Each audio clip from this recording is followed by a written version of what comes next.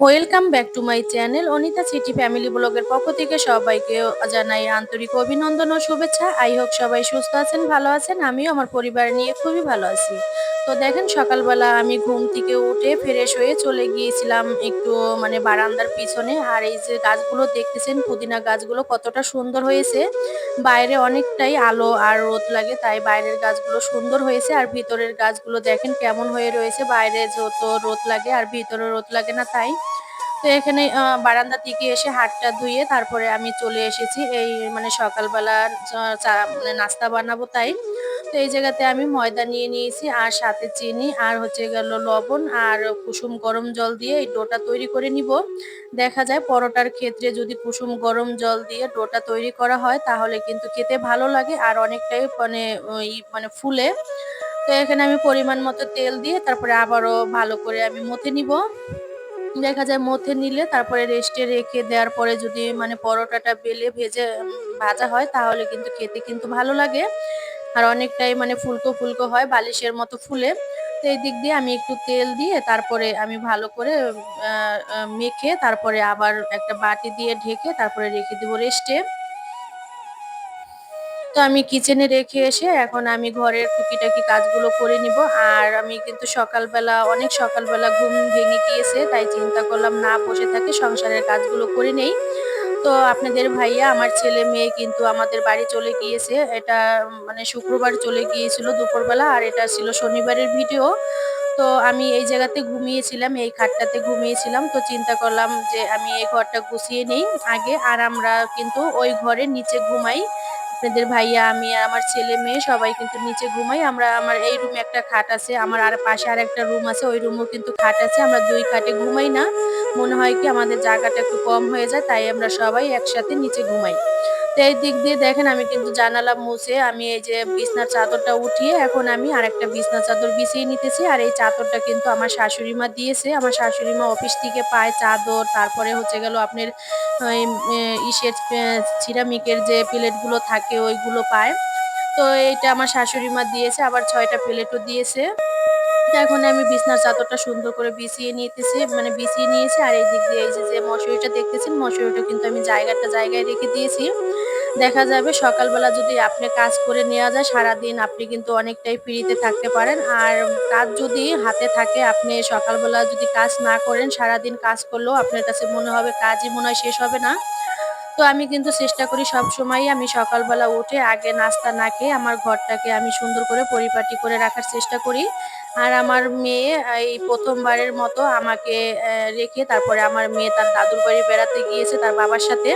আমার মেয়ে তো ব্রেস্ট ফিডিং করে না প্রায় ২ বছর পর্যন্ত খাইয়েছিলাম ২ বছর ২ মাস পর্যন্ত। তারপরে আর বন্ধ করে দিয়েছি। মেয়েটা আমার অনেকটাই বিরক্ত করে, তাই তাড়াতাড়ি বন্ধ করে দিয়েছি। তো তারপরও ২ বছর ২-৩ মাস খেয়েছে, তার বেশি আর দেইনি। তো ছাড়তে অনেকটাই কষ্ট হয়েছে।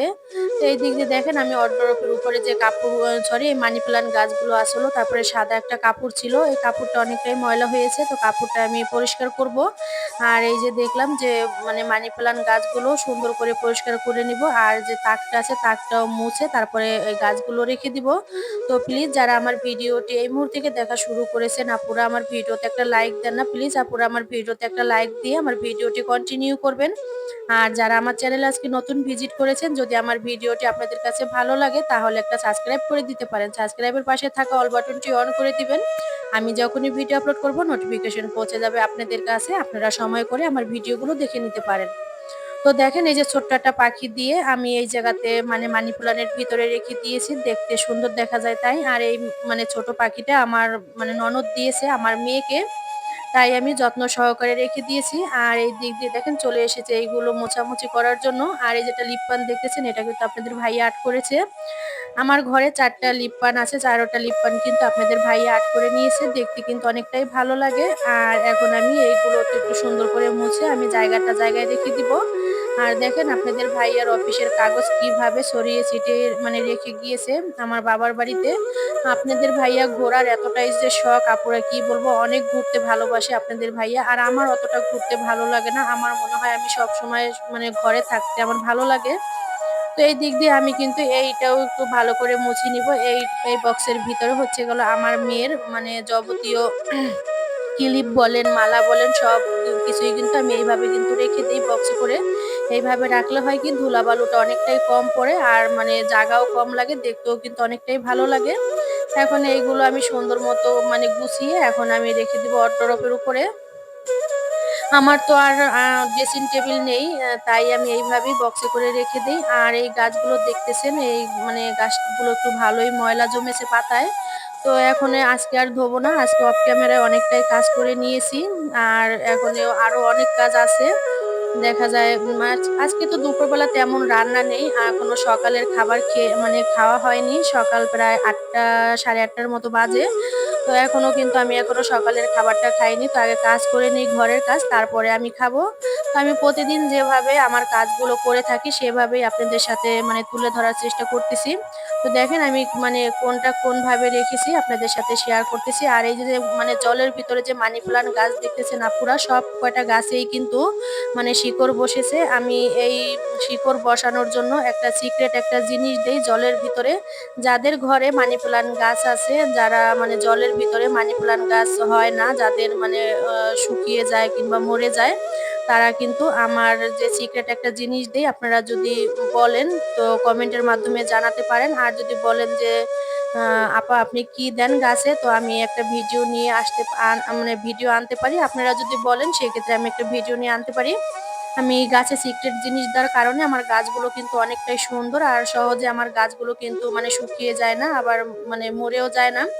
তো এই দিক দিয়ে দেখেন আমি কিন্তু খাটের ভিতরে এইভাবে কিন্তু ঝাড়ু দিয়ে থাকি সব সময়, প্রতিদিন এইভাবেই আমি ঝাড়ু দিয়ে থাকি। তাই আমার ঘরে অনেকটাই ময়লা ধুলোবালু কম হয়। তো আমার মেয়ে আমাদের বাড়িতে মানে গিয়েছে। আমার মেয়ে অনেকটাই মানে অনেক খেলাধুলা করতেছে। দিনের ভিতরে প্রায় ৫-৭ বার করে ফোন দেই মেয়েকে দেখার জন্য। তো আমি আমার মেয়ের জন্য কান্না করেছি কিন্তু মেয়ে তো আমার জন্য কান্না করে না। তো কারণ এখনো তো ছোট বাচ্চা, ওইভাবে কিছুই বুঝে না। আর তার বাবা যেহেতু আছে তার সাথে আমার আমার বোন আছে, আমার মা আছে, আমার বাড়ির সবাই আছে। তাই অতটা বিরক্ত করে না। বাড়িটা অনেকটাই বড়। আমার বাবার বাড়িটা অনেকটাই বড়। তাই জায়গা আছে, সব জায়গা দৌড়াদৌড়ি করতে পারে। এর জন্য কান্না করে না। একদিন রাত্রে ধরেন শুক্রবার গেছিল। শুক্রবার রাত্রে মানে ভোরবেলা একটু কান্না করেছিল। তো আপনাদের ভাইয়া বুঝিয়ে শুনিয়ে ডাকার পরে আর কান্না করে নাই। তো এই দিক দিয়ে দেখেন কথা বলতে, বলতে আমি কিন্তু আমার এই কাপড়গুলো ভাঁজ করে নিয়েছি। আপনাদের ভাইয়ার অফিসের কাপড়-চোপড় ভাঁজ করে নিয়েছি। আর আমার ছেলের স্কুল ড্রেস আর ও যে বাকি যে রেগুলার যে প্যান্টগুলা পরে ওইগুলো সুন্দর করে ভাঁজ করে নিতেছি। আর এই যে দেখেন আপনাদের ভাইয়ার ওয়ারড্রোবের অবস্থা কি করে রেখেছে। আপনার ভাইয়া যেটাতে রাখে ওয়ারড্রোবে কাপড়, আমার যেহেতু বাসায় এই একটাই ওয়ারড্রোব, আমাদের এক জায়গায় ঘোরার কাপড়-চোপড় বলেন, তারপরে বাসায় রেগুলার কাপড়-চোপড় বলেন সবই কিন্তু এই একটার ভিতরে রাখি। আর আমার তো আর নেই, আলমারি নেই। তো আপনাদের ভাইয়াকে বলেছি আমাকে একটা আলমারি কিনে দেওয়ার জন্য। তো আপনাদের ভাইয়া বলেছে, "দেখি টাকা হলে কিনে দিব।" দেখা যায় আপনাদের ভাইয়ার একার ইনকামে আমার এই ঢাকাতে মানে অনেকটাই হিমশিম খেয়ে যেতে হয়। আর আজকালকের বাজারের যে পরিস্থিতি আপুরা, আমাদের মতো যারা মধ্যবিত্ত আছে তারাই শুধু জানে যে একার ইনকামে অনেকটাই হিমশিম খেয়ে যেতে হয়। তো এখন আমি কিন্তু সংসারের সব কাজ করে নিয়েছি। থালাবাটিও ছিল। থালাবাটি অফ ক্যামেরায় ধুয়ে নিয়ে তারপরে আমার কাজগুলো সব হয়ে গিয়েছে সংসারের কাজ। এখন আমি পরোটা বানিয়ে নিব। তার জন্য এই জায়গাতে আমি কর্নফ্লাওয়ার আর হচ্ছে গেলো তেল দিয়ে একটা ঘনত্ব তৈরি করে নিয়েছি।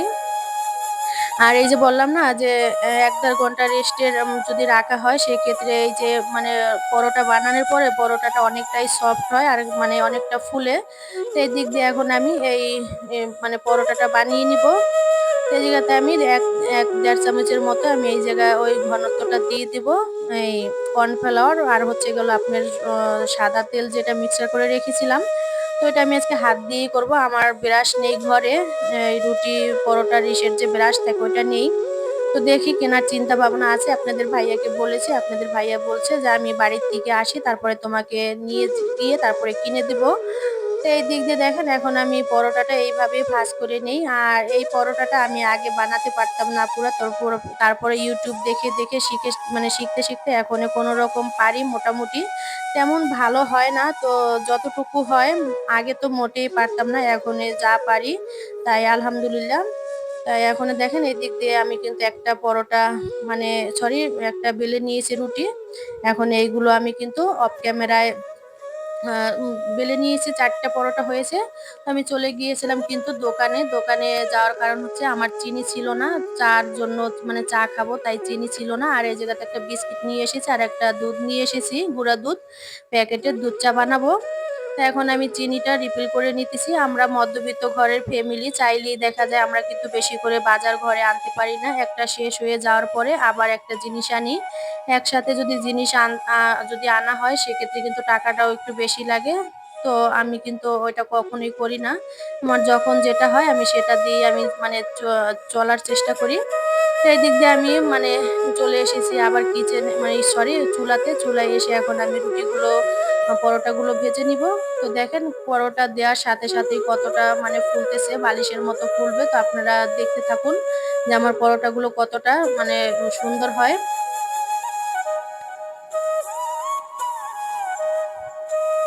তো দেখতেই পারতেছেন আপুরা যে একটু তেল দিয়েছি, অল্প পরিমাণ তেল দিয়েছি তাইতেই দেখেন কতটা মানে ফুলে উঠেছে আর দেখতেও কিন্তু ভালো লাগতেছে। মনে হয় কড়াই ফেটে যাবে এতটা সুন্দর করে মানে ফুলছে পরোটাগুলো। তো এখন আমি আরেকটু তেল দিয়ে এপাশ ওপাশ করে কড়া করে ভেজে নিবো। তো আজকে আমি সকালবেলা কিন্তু আর বেশি কিছু বানাবো না। এই গরম, গরম মানে পরোটা আর সাথে হচ্ছে গেলো ১ কাপ দুধ চা। এটা দিয়েই কিন্তু খেতে কিন্তু ভালো লাগবে। আমার আজকে দুপুরবেলা রান্না নেই। কারণ আমি রাত্রে কিছু হালকা পাতলা রান্না করে রেখেছিলাম। তো ওইগুলো দিয়েই আমি দুপুরবেলা খেয়ে নিবো। একার জন্য আর কি রান্না করব, রান্না করতে ভালো লাগে না। আর আপনাদের ভাইয়া আমার ছেলে-মেয়ে থাকলেও তারপরও আমার কেমন মনে হয় জানেন আপুরা? আমার ঘরের সব কাজ আমার করতে ভালো লাগে। রান্না-বাড়া সরি এই ঘর গুছাতে বলেন, ঘর মুছতে বলেন, কাপড়-চোপড় ধুইতে বলেন, তারপরে ঘরের মোছামুছি বলেন, সবকিছু করতে পারবো আমি। কিন্তু আমার এই বাইরে ঘোরাঘুরি আর হচ্ছে গেল এই রান্না-বাড়া করতে গেলে আমার এতটা যে কষ্ট লাগে, তারপরেও কি করব নিজের যেহেতু ছেলে-মেয়ে আছে, স্বামী আছে, আমার তো রান্না-বাড়া করতেই হবে। তো সবকিছু মানে বাইরে না যেয়েও পারবো কিন্তু রান্নাটা না করে পারবো না। তো এই দিক দিয়ে দেখেন আমি কিন্তু ৪ জল হয়ে গিয়েছে। এখন পাতি দিয়ে ভালো করে জাল করে নিবো। দুধ চা'র ক্ষেত্রে কি হয় যত বেশি জাল হবে মানে লিকারটা ততই খেতে কিন্তু ভালো লাগবে। তো এখন আমি দুধ আর চিনি দিয়ে তারপরে আমি দুধ চাটা বানিয়ে নিব। অনেক কড়া করে দুধ চাটা বানাবো।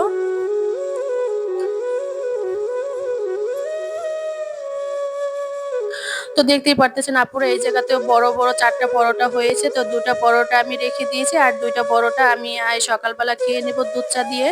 তো এই চা নিয়ে এখন আমি ঘরে চলে যাব। ঘরে বসে ফ্যান ছেড়ে আমি মানে খেয়ে নেব। আর ভিডিওটা কিন্তু একেবারেই শেষের পর্যায়ে। তো খেতে, খেতে ভিডিওটা শেষ করতেছি। তো প্লিজ আপুরা ভিডিওটা কেমন হয়েছে অবশ্যই ছোট্ট একটু কমেন্টের মাধ্যমে জানিয়ে দিবেন। ধন্যবাদ সবাইকে।